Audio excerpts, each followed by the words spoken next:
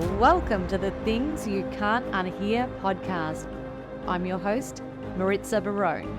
Get ready to hear moments that will help you to see the world differently and inspire you to become the happiest, healthiest, and kindest version of you. I had to regain my curiosity. I had to find what it takes to be curious to better myself, not manifest on a conversation that will deteriorate my being. And it took several years, at least 2 years, before I believed that I was strong enough to show emotion and to feel emotion for what it is, and feel love again.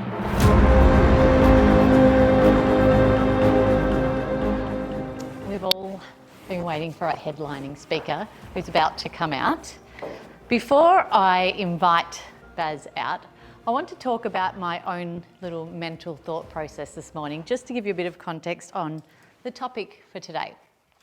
So when I opened my eyes this morning, I woke up and the first thing I thought was, stretch my body, I feel good. I actually had a great sleep last night. I'm ready for today. This is good. Then I looked next to me and my husband and my dog were lying there. Yes, I sleep with my dog, don't judge me. And I thought, I'm so grateful that I get to wake up with them every morning. Even though we quietly had a bit of an argument last night, I was still grateful that I got to wake up with him. And then I walked into the kitchen, grabbed a glass of water. Pretty grateful for my water too. It was filtered and felt hydrated. Then I went into the shower and I thought, it's Friday. It's Friday. Great. I get to do what I love. I get to create spaces that inspire me. I feel so good about this. And the reason why I share this is because it can actually be quite different, that mental thought process inside of us. And the way that I view the world over the years has definitely shifted. It's shifted to a very optimistic, positive, light way of viewing the world. And I think that's important because the way that we view the world genuinely and significantly affects the experiences we have, regardless of the experiences. And yes, there can be horrible experiences, we all know that, but if we view the world in a certain way, those experiences shift. So my morning could have gone a little bit differently. I could have woken up, opened my eyes, stretched my body, and said, it's 5:30, surely I could have done with another couple of hours sleep. Maybe not even looked at my husband because I would have been in a shit mood from the night before. I would have peeled back the curtains and thought, typical, it's raining, because it was crap yesterday and this morning was pretty average as well. Typical, always when I have an event, the weather rains. Why? It's not fair. And then I could have gone into the kitchen. I might have turned on the TV, watched a negative news cycle, felt a bit off because something I heard rubbed me up the wrong way. I could have gone in the shower and thought, thank God it's Friday. Monday, Tuesday, Wednesday, Thursday, forget those days. Not important. I just want to get to Saturday and Sunday because I can't wait to get there and rest because I hate what I do the whole week.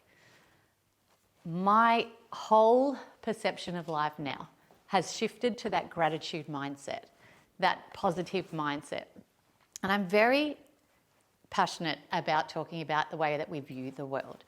And our guest today, I bring this up because he's been through a lot of highs and a lot of heartbreaks.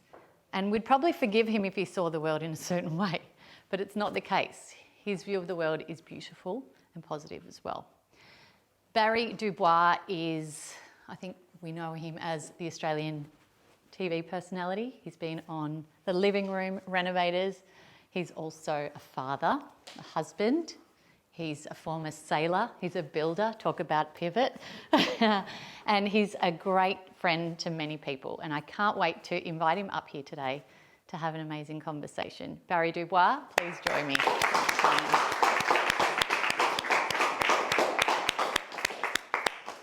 Come on up.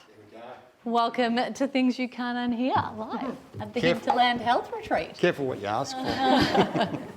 There's a lot of stories belted up in here. I know, and I can't wait. It's funny that you say careful what you ask for, because the moment that Cecilia and Jackie and I got together here and decided to have this event, I said to them immediately, I know who I want to be the headlining speaker. And I said, it's just got to be Baz. And we had never met before. This is actually our first time today meeting. Very kind, thank you. But I knew it needed to be you, and I rang you. No pressure, is there? But the first thing you said to me on the phone was absolutely yes. This is why I do what I do. What does that mean? Why do you do what you do? I do it for a couple of reasons. There's never a short answer with me, but I do what I do for this reason. I'm a 65-year-old man living with a terminal illness, an incurable blood cancer. I've got 13-year-old twins. And being at this age, it's interesting, I've been the same age as everybody in this room at one stage. I don't think there's anybody in here as old as me. But so I've had a really, really full life, and I'm sure we'll dive into that. But I feel over the last decade or so, on so many levels, society has what I describe as a bit of a big iron ball, that's how I imagine it, sort of crashing through society and sort of destroying the things that I feel gave us the beautiful world that we have. I think morally we're losing track.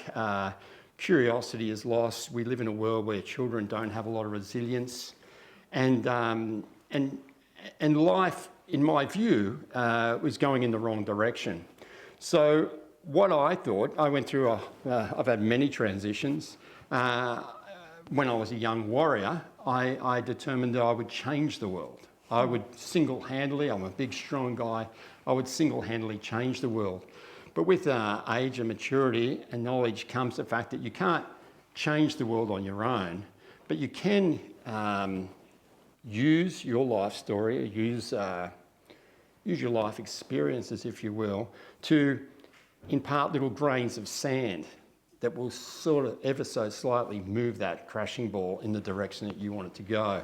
And for me, the best way to put those grains of sand in place is through human connection, through storytelling. I describe you guys as young warriors, which is how I see you all. But I see myself as a modern day elder, someone who has had, you could say gifted, or some would say tested with a really difficult life, or really exciting life. And through that, there's some lessons. And through human connection and communication, you can share those lessons. And as I said, being at one stage of the game, I was the same age as all of you once.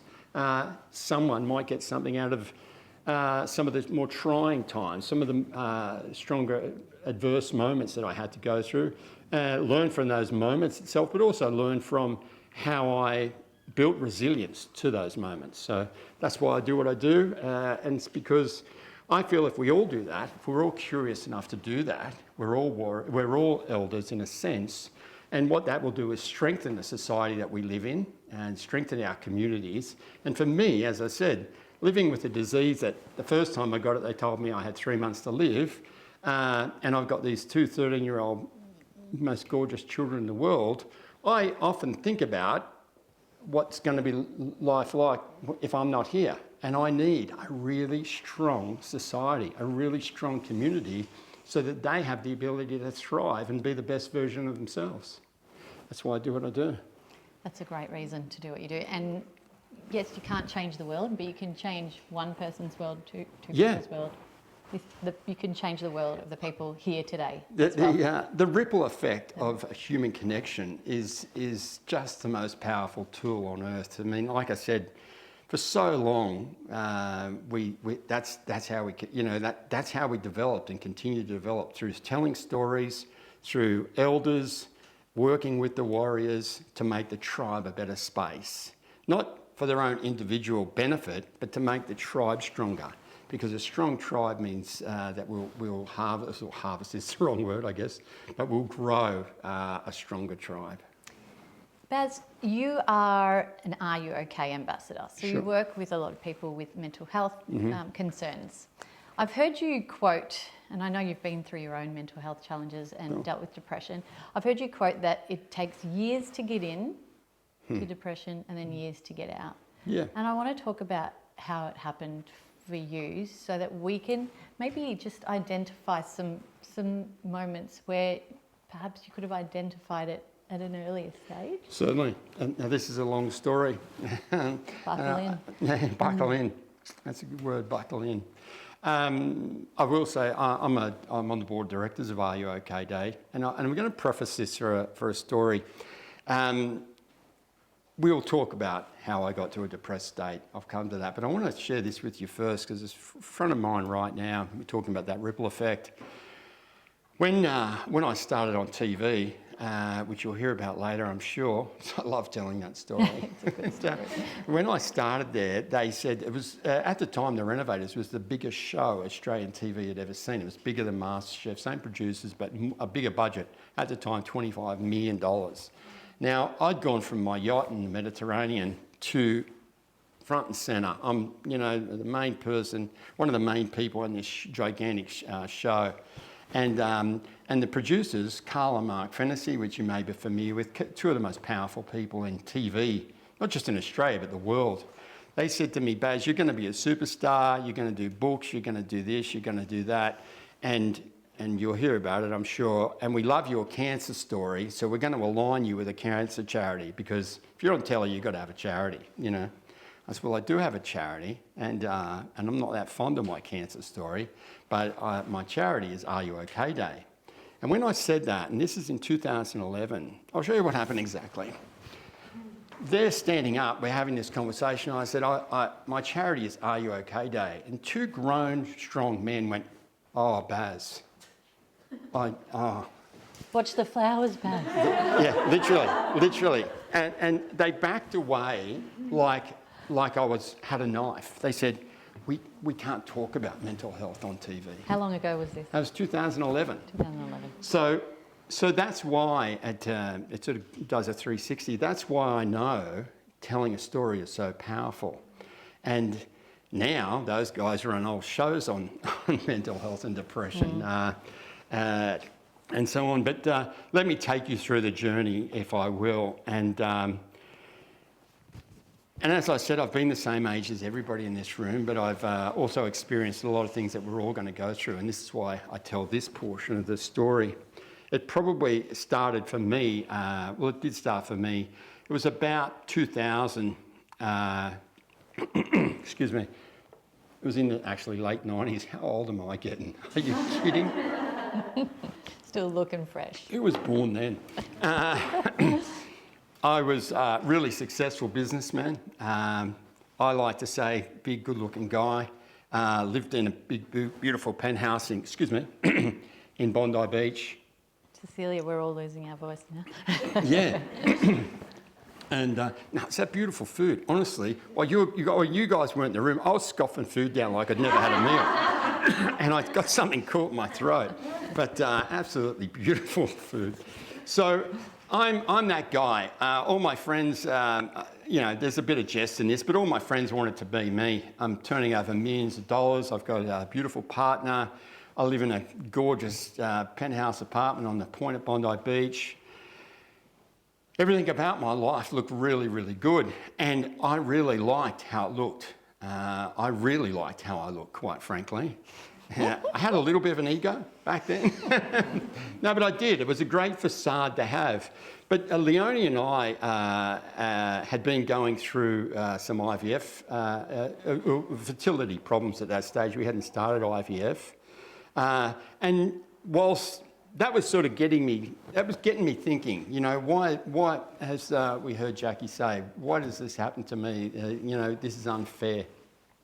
I was starting to say that, and as an alpha male, I was determined that I would fix that. I mean, you heard me say before that I was going to change the whole world at one stage. So I was consciously really determined to change that. At the same time, my beautiful mum was going through her cancer journey. And this woman was an angel and deserves so much more. And so that the emotions rise straight to the top now because I'm smarter now than I was then. But I would push down those emotions, like what we heard Jackie talk about earlier, and I would push them down and lean on that facade. Lean on that facade of that powerful guy that can't be hurt by anything. He's not scared of anything. He can fix everything. But what happens, and this is on depression, what happens is you start to manifest a conversation in your own head of why this is happening. And without human connection, without sharing that message, you lean to a negative bias. And eventually we will all, because we all live with a negative bias, it's how we got here. When we started in the early days, when we walk out the caves and the saber-toothed tiger ate us, after a while we learned to get nervous and take precaution. And that DNA is still what's in us today. And that gives us that negative bias. And that's really helpful if you're crossing the road or going hang gliding or surfing big waves or whatever. But it's not helpful when it starts to take over your emotions. Okay, and that's what was happening to me. I needed to blame someone for the fact that my mum was getting sicker and sicker, and I needed to blame someone because of the fact that my wife and I have a perfect life, which meant we should be having children now. That was in 2000. And grief is a trauma that must be dealt with, and understand this, I'd suppressed it. And I was grieving the fact that my mum was struggling so badly. And then I was, I'm not sure what the word is, but I was angry at myself that my wife was having miscarriages naturally at this stage. And no, at that stage now we'd had 2 or 3 miscarriages through IVF. And in 2004, there's just one other little thing. I also fell 5 stories off a building and broke my back in 3 places, my leg in 2 places, broke these 2 fingers and cracked a rib. So that was the trauma of physical injury. Again though, me being me, that's a hell of a story, isn't it? I didn't get a woo or anything. I fell 15 metres. I fell 15 metres off a building. I want to put this in perspective, guys. What were you doing up there? Oh, it was a development I had, but that's 5 stories, and terminal velocity is 9 metres. I mean, 60% of people that fall 9 metres die when they land. Wow. I was just over 14 metres, nearly 15 metres. I didn't die. But again, now I'm going through the borrowed trauma of miscarriage, and borrowed trauma from my mum's illness, and I had been suffering physical trauma, which is another emotional trauma it has on you. But again, from the outset, I'm this guy who can take on anything. I'm a guy that can achieve whatever he wants to achieve, and he can protect everybody around him. But I'm now really starting to build this conversation up in my head that it seems that just lately, everything I touch is going wrong. That must be my fault. It must be my fault that Mum's ill. It must be my fault that Leonie's miscarriaging. And it's definitely my fault that I fell off a building. I was a bloody idiot for being up there. But 2004, my beautiful mum lost her Sorry, Ben. That's all right. My mum lost her battle with cancer. And I didn't even bear this much emotion that day. I didn't bear this much emotion at the funeral. I didn't bear any emotion. I refused to connect with the emotions. I refused to connect with the trauma that was inside me. And I started at that point, and this is one to remember, I started then to withdraw from the community that I love so much. I started to withdraw in so many different ways. I talk about the long journey home. I was turning over back then $20 million a year, and I would leave the site at dark, and I would take the longest possible journey home. And then I'd park in front of the house. Just because I didn't want to go upstairs and talk anymore about a miscarriage anymore. Leonie is like a champion. I didn't want to have conversations. So I'm now forcing myself to be alone, taking away the human connection. So the conversation with myself is now running rampant in my head. And it's a seriously negative conversation.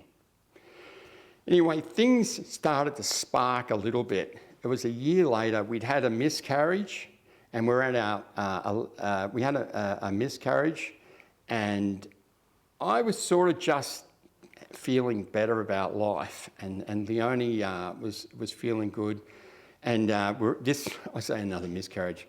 This is our 12th attempt of IVF. So I'm bringing this down for you. But so it's our 12th attempt. We're now 17 weeks. We're twins, and we're 17 weeks. We're twins. We'd actually started sharing again with friends. Leonie was, and therefore I got a little bit of communication. I started sharing.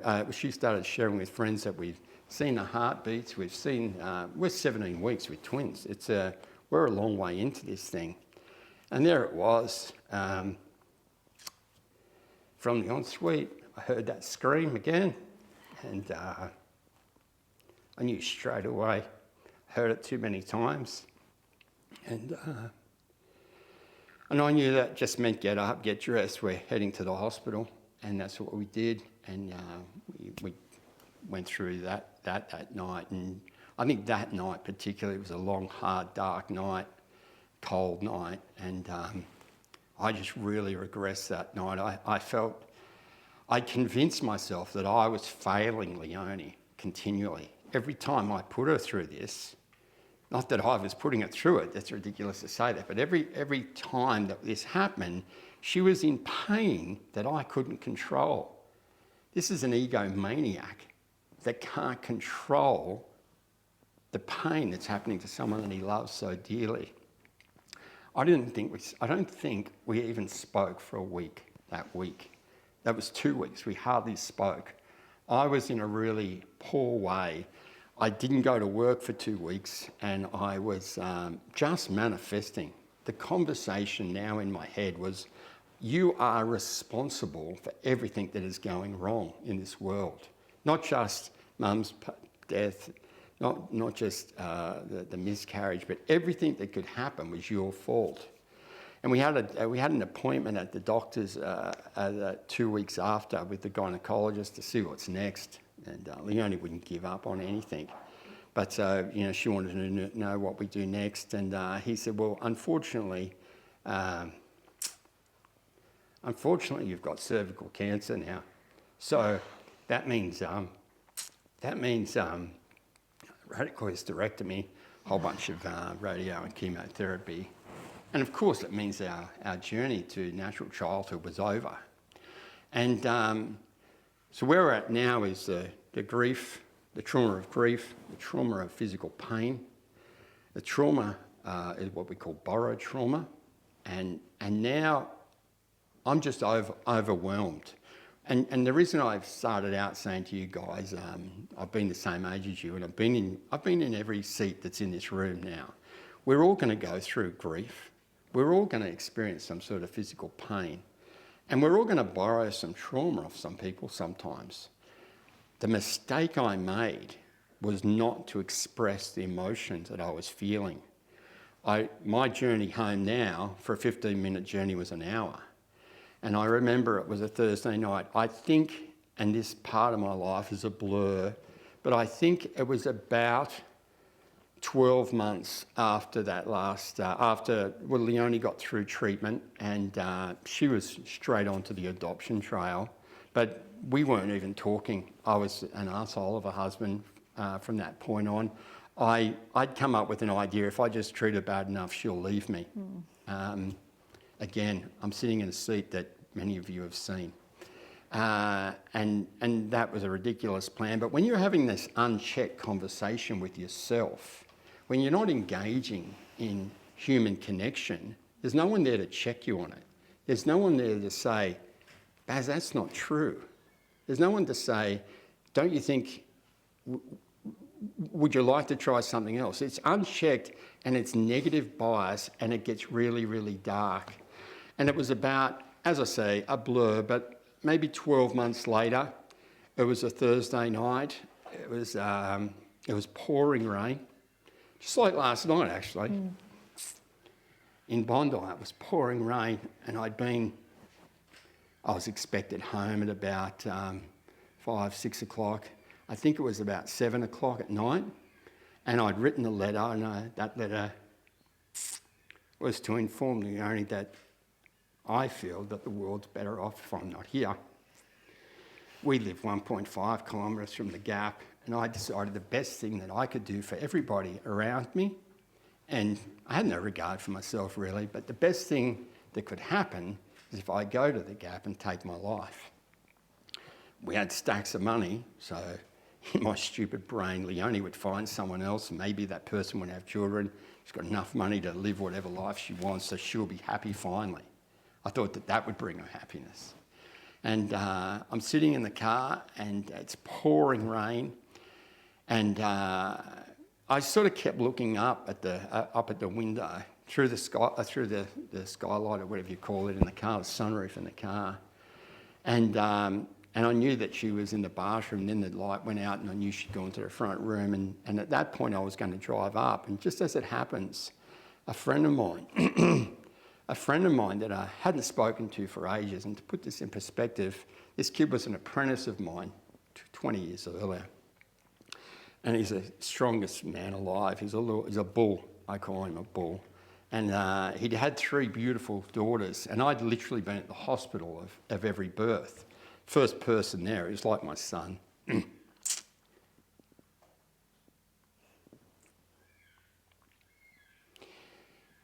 And 3 months earlier, 3 months earlier, he'd had his 4th daughter, and I still hadn't called him.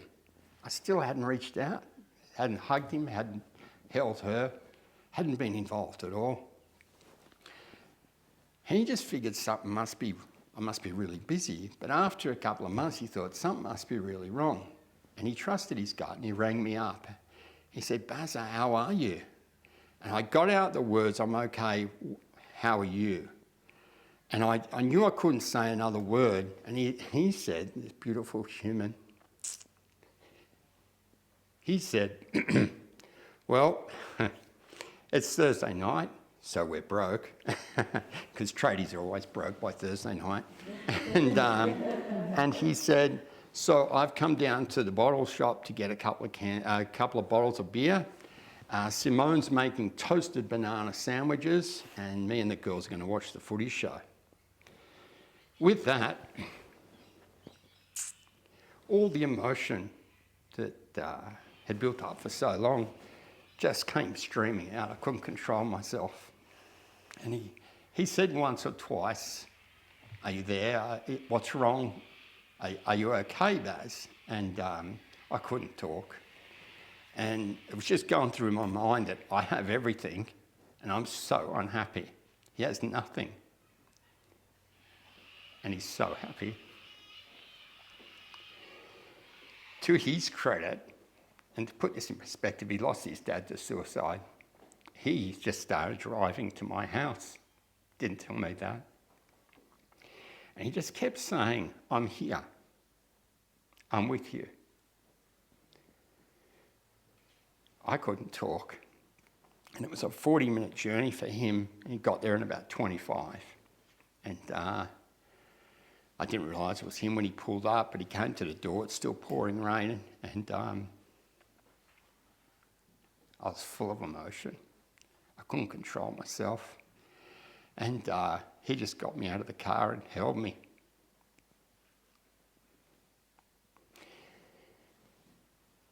And that human connection, that human connection is the strongest word I can use. And his self-belief that something was wrong is what saved my life. And what you're referring to is, I don't wake up on a Thursday morning depressed. It took years to get to that point. It took me ignoring the trauma that I was facing for about 5 years, and it took me to a point which, thankfully, it took me to a point that far from ending all, And so what I was saying, you don't wake up on a Monday morning depressed. It takes a long time to get in. And as it took a long time to get in, I wasn't going to be healed the next day either. And to his credit, he thought of this as well. He says, let's go for a walk on the beach. At about 3 o'clock that morning, he stayed the night at our house. Incredible human, isn't it? That would do that. 4 little girls at home. His wife making toasted sandwich, and banana sandwiches are the best toasted sandwich you can have. So he missed all that just to hug this guy who was sobbing in his car and then slept on my lounge. We went for a walk on the beach the next day, and then that was the start of me realising I had to regain my curiosity. I had to find what it takes to be curious to better myself, not manifest on a conversation that will deteriorate my being. And it took several years, at least 2 years, before I believed that I was strong enough to show emotion and to feel emotion for what it is, and feel love again, and feel warmth in my chest again from the sunshine that I was avoiding for so long. So I think that's a long answer to a really simple question. You don't wake up depressed on a Monday morning and you don't get better Tuesday afternoon. You need to ignore a lot of really vital signs to get to that point I got to. And as I said, in your life, everyone in this room is going to either hear or say the words, I've got cancer. The most of the crowd here is females, and I know that some of you experience miscarriage and infertility problems. These things happen to us. They happen to all of us. We have to deal with them at the time. As what Jackie was saying, we can't suppress them because the DNA of that suppression stays in the cells. And I've talked about this a million times, that every one of you is made up of about 300 trillion cells. And we take residual damage. In 12 months, every one of those cells will be replaced, but we bring some residual DNA with each cell. So we have to be curious, and we have to be clear on how we can be better. And they're the skills that I've learned. Oh, thank you. I'm so glad you're still here. Oh, I'm so sorry. not as glad as I am. But You had to share that. And it's. I'll put that. I'll add to the story, and I know this is your podcast, and I'm doing all the talking. But why you're here. From that, and this is why I talk about what I talk about, and I don't tell that story to everyone. I can tell you that, but I talk about the little tips and tricks that I've learnt to make sure that I lean into that dark times, to lean into those painful times, so I can build resilience. Because if I build resilience, then I can take on anything. Take on anything, I should say. And I'll put this in perspective. It was 2010, and I was surfing on the south coast. I've really regained my strength again now. I'm back into physical exercise. I'm definitely all over mental exercise. And I was surfing down the south coast with my brother and my nephew. I went under a wave and I heard this huge crack in my neck, and that was really painful. And I got all pins and needles through my body. And me being me, I thought it would just go. I thought it would go away. I would get some manipulation and it'd be okay. But the new BAS 2.0 was a little smarter, and it was only a couple of weeks later. I went into my doctor and I said to Jimmy, I did a lot of boxing for a long time, and Jimmy was our ring doctor, because I don't really go to the doctors that much. I don't like them. And I said, I need an X-ray for my neck. My physiotherapist won't do any more work until I get the X-ray. And I don't have time to take you through this whole story, but I'll take you to the afternoon.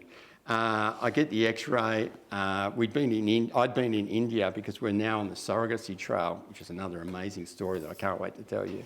But long story short, it was about 9 o'clock in the morning. I've gone into the doctor's surgery to get my notes, my X-rays, And I won't take you through the gory details, but the doctor, who I'd never met before in my life, we were sitting just like this. She's got her hand on my lap and she's crying and she says to me, "Do you have family?" And I said, "Yeah, I've got family and I've got a headache. What's going on?" And she said, "Well, you've got this giant tumour in your brain and it's really concerning and I don't know what to do next," and blah, blah, blah. I was meant to go in an ambulance to the hospital from that morning, but I decided I was going to go home and tell Leonie first that I had cancer, and we would go to the doctors together. We got to the doctors at about 11 o'clock. From 11 till about 5 o'clock, I was having CAT scans and MRIs. They put this big prod in the side of my neck, past the artery there, into my vertebrae and cracked it in, dragged some of the tumour out. And it's now about 5 o'clock in the morning, 5 o'clock in the afternoon, right? And this has been a hell of a day. It's been a shocker. Literally. I mean, talk about trauma. I got them all in this day. You know, the rooms spinning, those hospital rooms, they're horrible. And now I'm in a, what do they call a consultancy room. And there's 3 doctors in front of me. And it's been a bad day. It takes a lot of resilience to get through that day. Because you could really, listen to you say, you know, why me? If everything's happened, why me? And I'm saying, you know, this is going to test me, but I'll give it a shot. That's what I'm thinking. That's what I'm sitting there thinking, you know. And the first doctor, I remember it so clearly. She looks at me, and this is why I'm not that fond of doctors. She looks me straight in the eye, and she says to me, "Barry, my best advice is go home, tidy up your affairs. You've got about 3 months to live." Now, the lessons that I'd learnt in the 4 to 5 years prior to that gave me the power for the following response, which came under Leonie's breath saying she can fuck off. but and only I could hear that. But I said to her, "Listen, I really respect your opinion.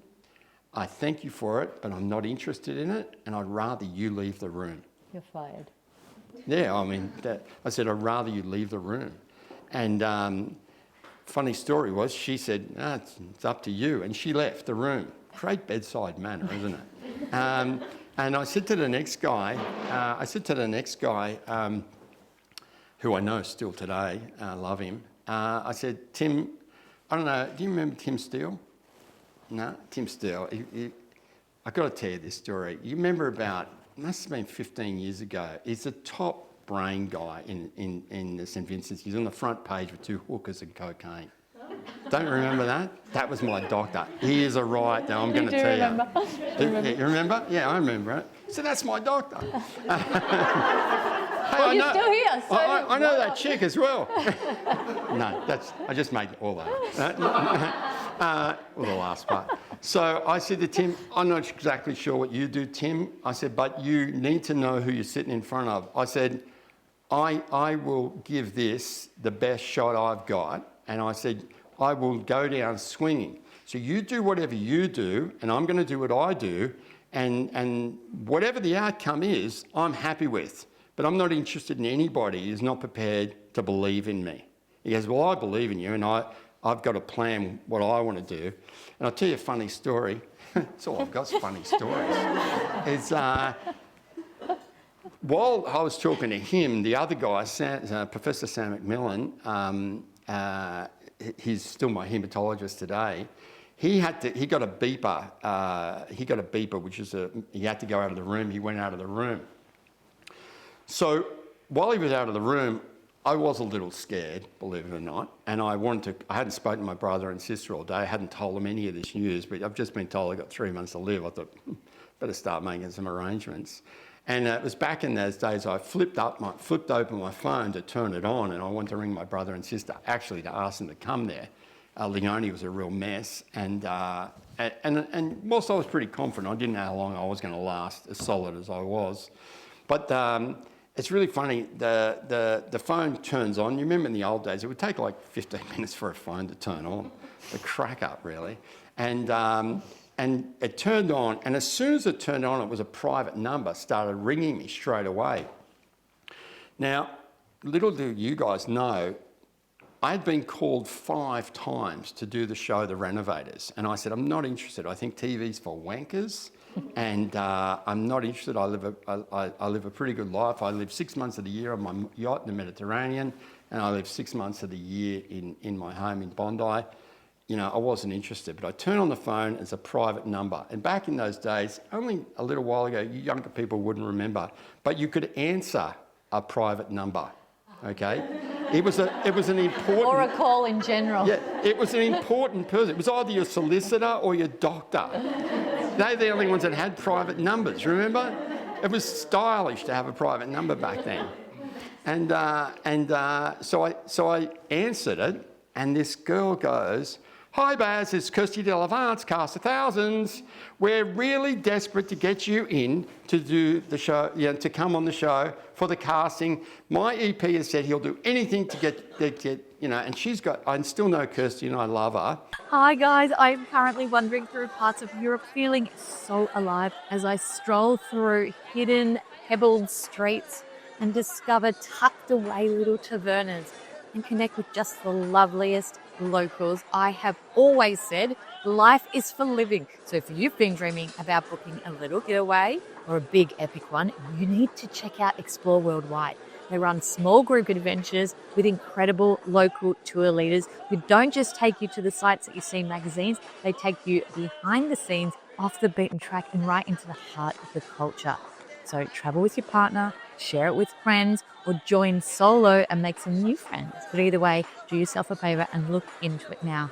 You could be beach hopping your way through the Greek islands, walking the Amalfi coast, or learning to make the perfect pasta in Puglia. Yes, please. And best part is Explore Worldwide, make it easy and handle everything so you can simply just show up and live your life. And right now, guess what? Even better, they have a special deal where you can save 20% off their most popular European adventures. So book at exploreworldwide.com.au and make sure you click the link in the episode description before September 25th because they're going to look after our Things You Can't Unhear listeners, and that way they know I sent you. So don't just travel, explore. Ciao! And she's really loud though, right? And this is one of those little consultancy rooms. And while she's raving on like that, sorry, Kirsten, not raving. While she's excitedly telling me that I can be on TV, all I've got to do is show up. The other doctor came in, Professor Macmillan came in, and he could hear her like that.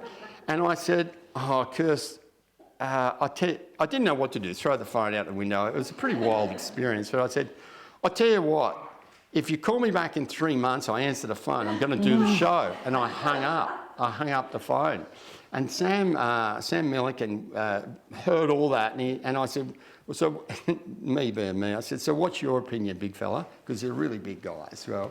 And he said, "Well, I'm your haematologist, and I'm happy to work with you, but I think you need some psychiatric help." And I said, "No, you just don't know the life I've had. I've learnt to lean into adversity." I didn't say this is what I'm saying to you guys now. I did say to him, "You don't know who you're talking to, I'll take on anything." But what I'm saying to you is I learnt over the next 5 years the importance of leaning into adversity.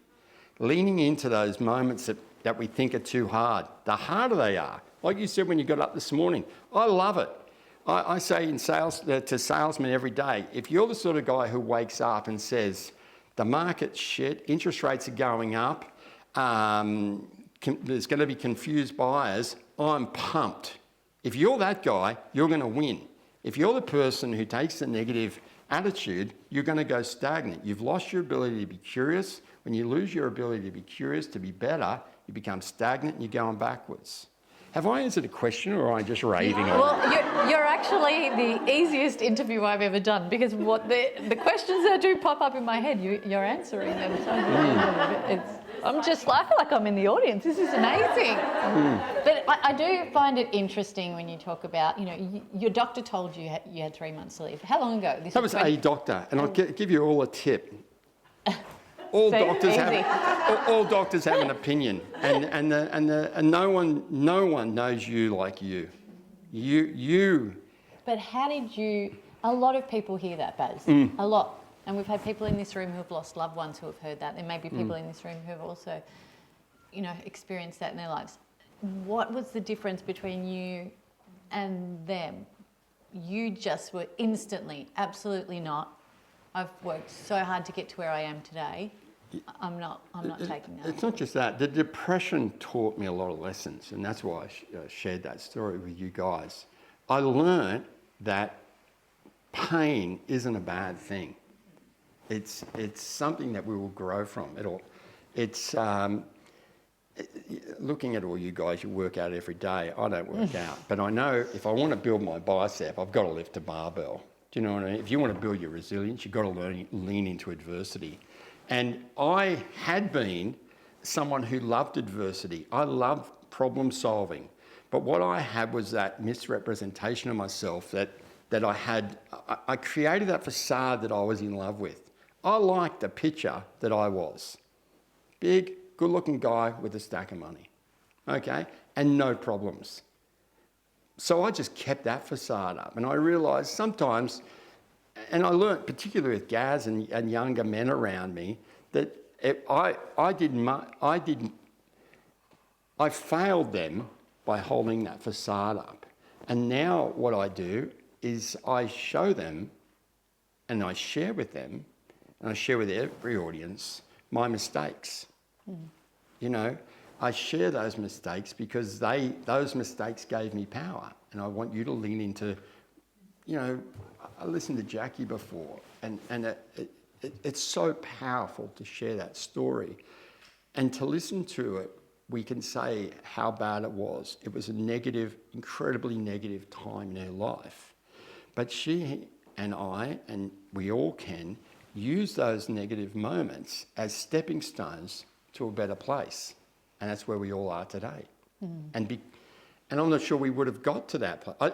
I think if none of that stuff had happened to me and they said, you've got 3 months to live, I would have went home and thought, fuck, what am I going to do for 3 months? And so many people will give up. So the reason, I had that lesson, and that's why I shared that discussion, because you can't be determined by what's happening right now. You're determined by how curious you come to better yourself. That's what sets you above everybody else, or sets you above where you would be if you did nothing. You don't have to be better than everybody else. You just have to be better than you would be if you did nothing. So that's a good little step, isn't it? The mindset part is a huge part of it. Tell us, I'm curious, because you did overcome that cancer, the treatment that you... That was the first one. The first one, yeah.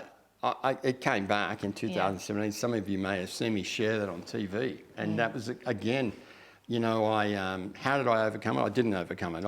It's incurable what I have. The first time. The first one, yeah. Well, that was chemo. It was a massive surgery.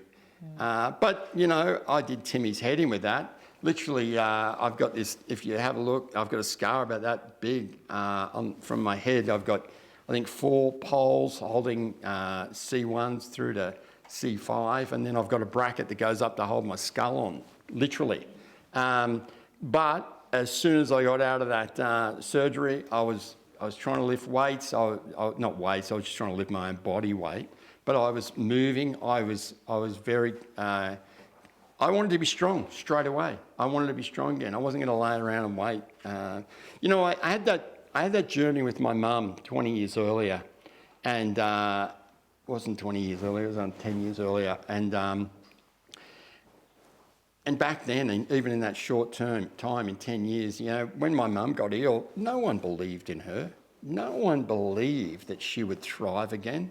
They all saw that she's got that. That means she's on the travelator to death, and we'll just pump as much drugs into her as we possibly can, capitalise financially as much as we can, and they die, My wife, when she got cancer, I'll tell you something, this is really interesting. Have I got time to be more interesting? When Leonie got crack up, isn't it? Hilarious. If you get nothing else out of this, you're going to go home and say, God, we laughed with that bloke. And cried. When Leonie got the cervical cancer, she had to have a radical hysterectomy. Now, my wife was a personal trainer before they were trendy. 1992, she was the only personal trainer on Bondi Beach. Had a six-pack, the whole thing. Her mum's an old hippie, right? And we've got that gynecologist who Leonie loves, Professor Hacker, right? What a name for a surgeon, Professor Hacker. Are you kidding? He's so dry. And he's a dry guy. And he said to Leonie, and Leonie's mum was there, and she was annoying me because I was manically depressed. We just didn't, no one realised it. But Leonie's got this beautiful six-pack. Before they were even trendy, she had one. And crack up. And Professor Hacker, at his way, he's got his biro. He didn't have it out. He's saying, so I'm going to cut you down there, and I'm going to do this, and I'm going to do that. And Dodie, Leonie's mum, said, why do you have to cut her like that? And he was astounded. You guys would love this. He's a white male doctor. Like, no one questions him, but let's not get into that. I can see where this is going. There's only a couple of us here. and he said, why would you ask that question? And Dodie said, and I was thinking, oh, fuck, shut up, Dodie. Let the guy do his stuff. He's a professor. He's the best in Prince of Wales, blah, blah, blah. She said, well, she's got a really amazing muscle structure that holds everything together, and you're going to cut through all the muscles. Why not just go that way? And that's what she said. And I'm thinking, oh, God, shut up, mother-in-law. I love her, don't get me wrong. And he's just looked at her and he said, good idea. Don't see why not. Oh, wow. He said, I've never seen a stomach like that. Most of the people that are here, it's mostly, caked in a little bit of fat, And he said, I'm going to give it a go. And now that's the way he does it all the time. And so that's that curiosity, isn't it? Leonie's mum was counting the days till she was thriving again, till she was doing sit-ups again. So I probably learned a lot that day. Never be afraid to ask.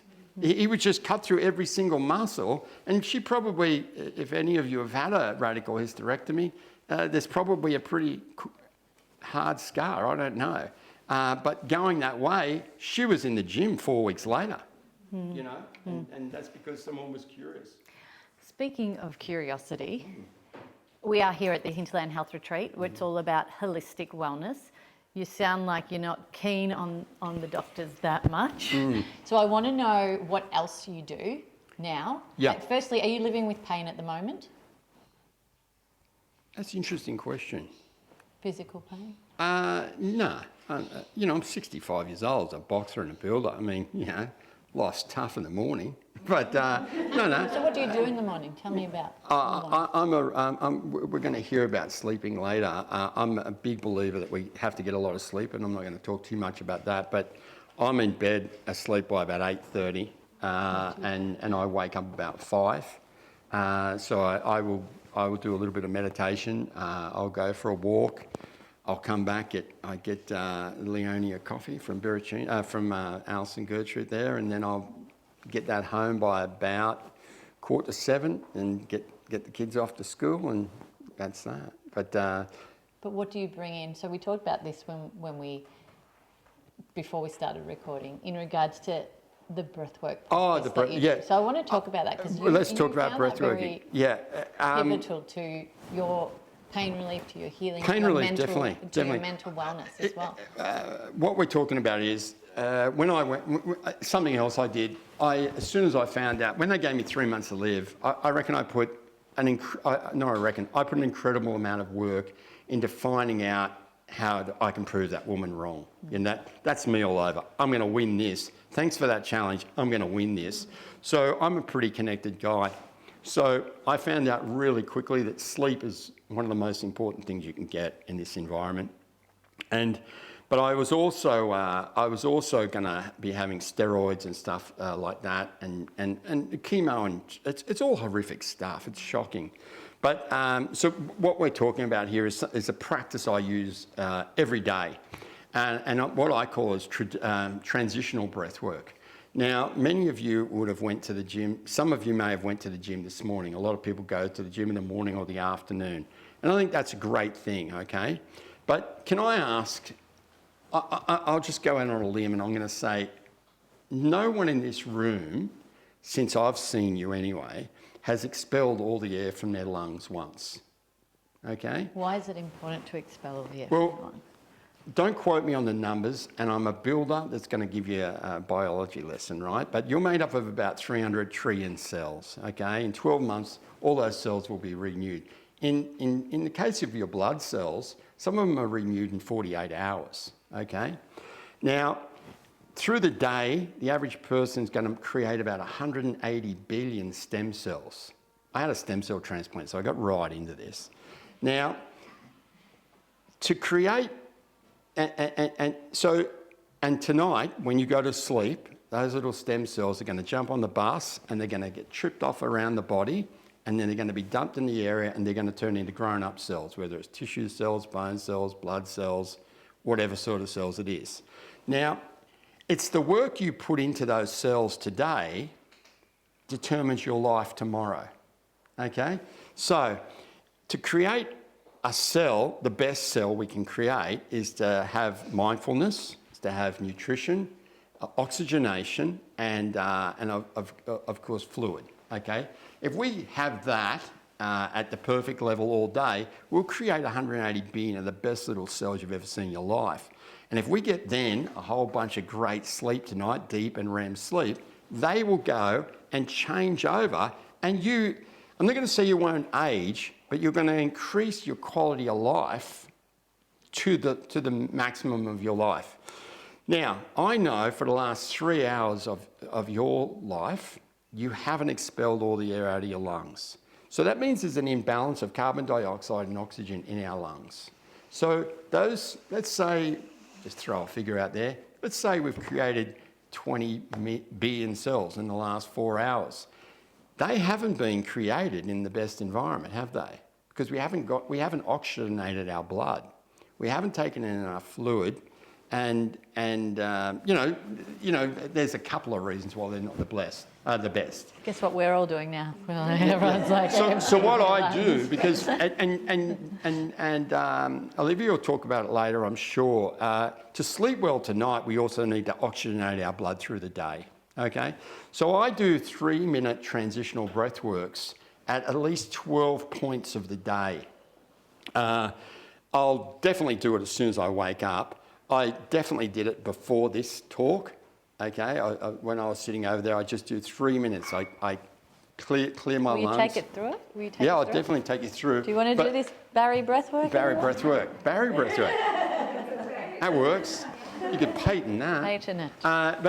But I want to share this with you. You guys all live really hectic lives. I was talking to someone earlier, and we just go through so much stuff these days. We need to give our brains a break as well. We just need to turn them off for a second every now and then.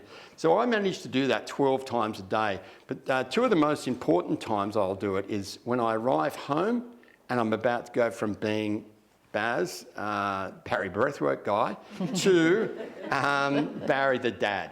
Because I'm not going to take anything inside the home other than a full dad, okay? So what do you want? Does anybody do breath work? Mm-hmm. Terrific. So don't criticise me out loud. Wait till he leaves. But we might as well do it together. And I really encourage you just to plant your feet on the ground. If I can be barefoot and outside, I would definitely be barefoot and outside. And what I do is just close my eyes, and I don't want you to respond to anything, just hear me and follow me. And what I like to do is either feel the hairs on my legs or the material on my pants. And if I can't feel that, I'll try and even go a little deeper, just while I'm breathing normally. And I'm just going to try and feel the fingerprints on my fingers. I really want to concentrate on the connection of my feet on the bottom of my shoes or on the ground.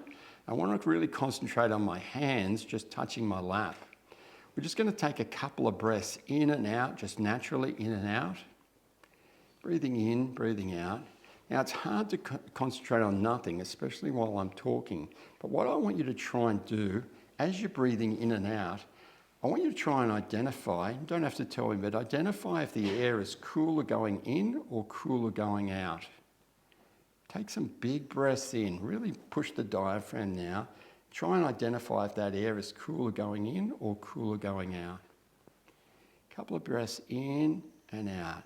When you lose your concentration, if you do, just go back to that taste of the air and the feeling whether it's cooler going in or cooler going out. Now I'm going to get you to follow me on a sequence of breathing in for 4, holding for 7 and out for 8. Okay, when we're ready, we're going to go in for 4, 3, 2, 1, hold, 5, 4, 3, 2, 1. Let's exhale, exhale, exhale, exhale, exhale, exhale. Breathe naturally. Just identify if that air is cooler going in or cooler going out. Feel your feet on the bottom of your shoes. Feel the material on your lap.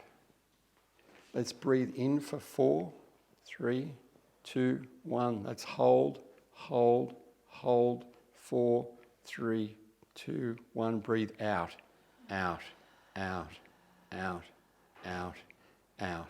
Breathe naturally. Let's really move the diaphragm when we bring that air in and out.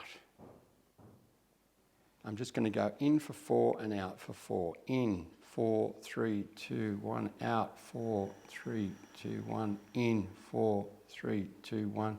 Out, 4, 3, 2, 1. Come back to me, guys. Completely clears the brain, doesn't it?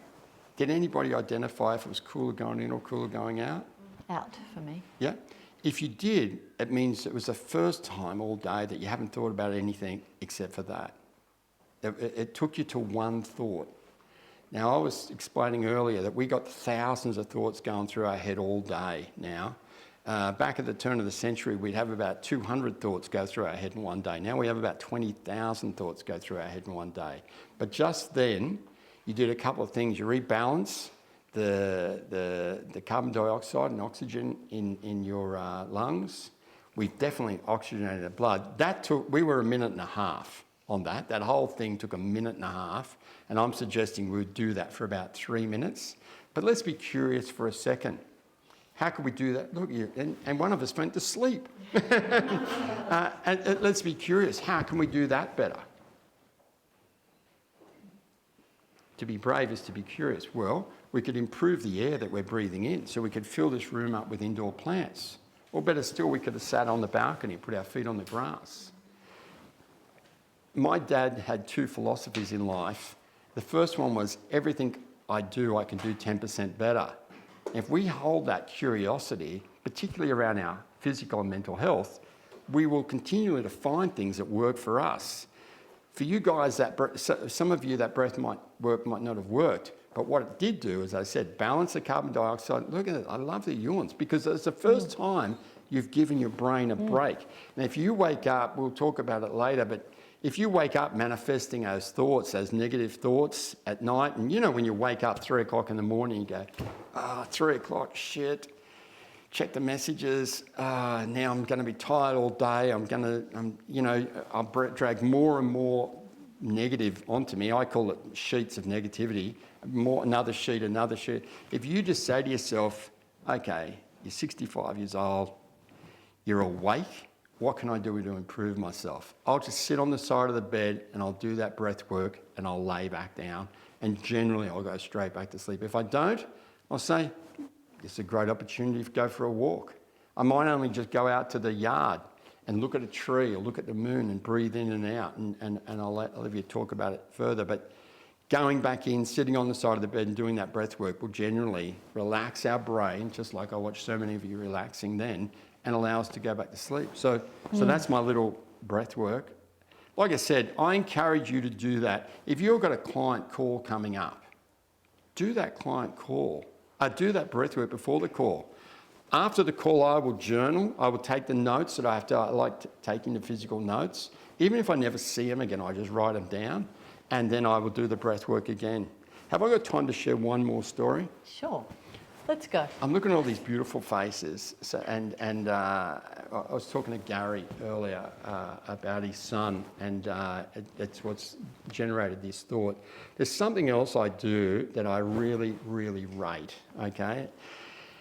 I travel a lot with work, with TV and with my speaking. I travel a lot, and this beautiful venue is amazing, but when you travel, first night out, it's very hard to sleep, and you know, for me, the mini bar's there, and I don't mean for the scotch, I mean for the chocolate, you know? If there's a Kit Kat in there, I just like suck it down. It doesn't even hit the sides. It's horrific to watch. But what but what I've discovered is something I want to share with you guys. This is just another little therapy. I couldn't read and write when I started TV. I'm very dyslexic, and I bluffed my way right through that, right up till I was 50, whatever I was when I started on TV. But scripts and stuff I had to start to learn. So, but with the children, you haven't even heard the children's story. What a cracker that is. And you're going to miss out. It's horrific. I was going to say, the happy ending to that was that you did have children. Life's a happy ending. Beautiful. But so this is what I do to combat the mini bar when I'm travelling. And I encourage you. There'll be a spot in your life where you can do this. And I do it. I started doing it with the children, but now I do it in every regard. There are so many moments that happen to us in our lives that we honestly say to ourselves, I never want to forget this moment. But you do, because there's just so much other stuff that happens, right? But what I do is I use technology. I get my notes, and I'm going to share 2 quick stories with you. Last year, when Arabella started at St Vincent's Ladies' College in Potts Point, oh my God, so beautiful. She did the child headmaster meeting. Fuck. How nervous was I? I mean, this is just the most... I went to Liverpool Boys. I left in 3rd form. You know, it's education and me didn't get a run. I'm in this school, this place at Potts Point, the oldest ladies' college in the country, and my little princess is sitting in front of this headmaster in this big room. I was scared shitless, right? And this beautiful lady, Anne Fry, is the headmaster there. She's an incredible human being. She's asking Arabella, my little Arabella, I'll show you all a picture a little bit later. She's just this perfect little angel. And she's tiny and gorgeous. And she's asking these questions. And you know, as a parent, you go, come on, you know this one, you know, it's like some dumb question like who's your best friend or whatever. And I'm going, come on, tell her. But Arabella's really thinking about her answers, really thinking about it. And then she'd answer it, and I'd go, wow, you know, like, that's an amazing answer. And after about 4 or 5 answers, I'm thinking, this girl, my baby, is so empathetic and so caring. It's just gorgeous. And I never want to forget how I feel right now, how beautiful it is. So what I do is when we walked out, when we went to a little coffee shop straight after it, I straight away just recorded into my notes about Arabella's empathy with the headmaster, her caring, and the fact that she answered the woman said to her, "What if you had if you were a superhero? What would be your strength?" And she said, "I'll give everybody a hug, because hugs make you feel good." And then she said, "Who's your best friend?" And she really staged on this one for a long time. I thought, tell her you've got a friend. Tell her any name. Say something. Say a name. But she was really contemplating the answer, and she goes, "Really, I really care about everybody the same. I really love them." And I just thought, that's just the best, you know. I never want to forget it. So I say all that into my notes. So then when I'm away on my own, out of my own environment, what I'll do is I'll get those notes and I'll get the stationery from the hotel or wherever it is, and I write a letter about that moment. So my mindful moment is remembering that moment and writing the letter. And then I put it in an envelope and I send it to the person. I've sent it to my brothers, my sister, my wife, and my children. But then 3 days later, you'll get a phone call from your friend, or in this case, from Arabella, and then we sit down and we read the letter together. I used to do that too, Baz, when my kids were little, and then they turned into teenagers. I'm like, I don't want to remember. Well, Get out. Pursue, because my best friend and my closest friend's daughter got married a couple of years ago, and I just cried watching him walk her down the aisle. And his speech, he's a pathetic speaker, but he just put so much heart into it. It was unreal. So I wrote him a letter, and a couple of months later, and he got it, and he rang me up, bubbling like a child, and listen to me, and because I wanted him to know how proud I was of him that day. Yeah, it was such an incredible, and he read that letter, had his son's wedding to share with you.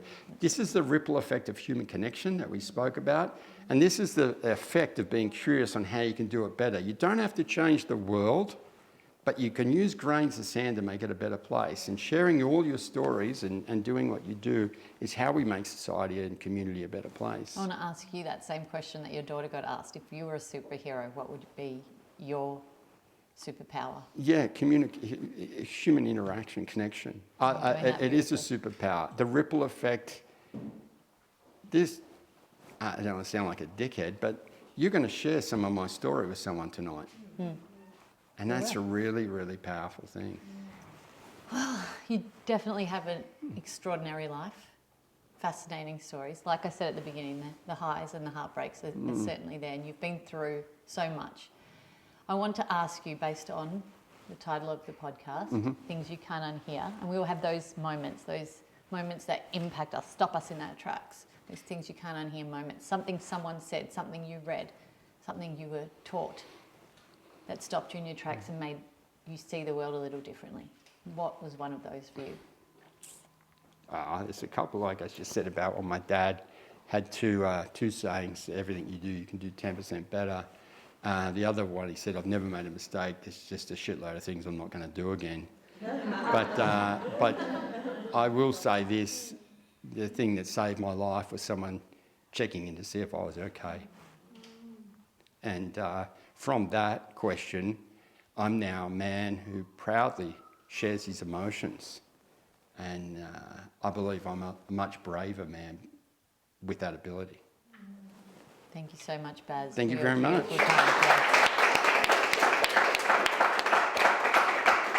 many stories. Yeah. Thank you. Thank you for coming. Thank you for sharing your stories. I'm going to leave? Yeah, I'm going to thank you, Baz. Give me a hug. Thank you. Oh. Give me a hug. So many wonderful things. Thanks for listening to the show. What did you think? And what did you feel? Let us know by leaving me a message on the Things You Can't Unhear Instagram community page. And if you can, give us some ratings love on your favourite listening platform.